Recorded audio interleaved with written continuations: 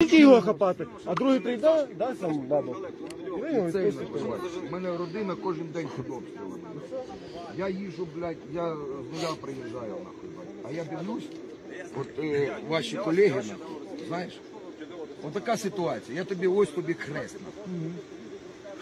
Вони, блядь, зранку приїжджають, а ввечері с'йобуються, нахуй. В Херсоні ні мусорів, ні прокуратури, нахуй, ні СБУ, нікого нема. Вони приїхали вранці, нахуй, бать, а ввечері вони з'їбались в Ніколаїв, бо там тихо, нахуй.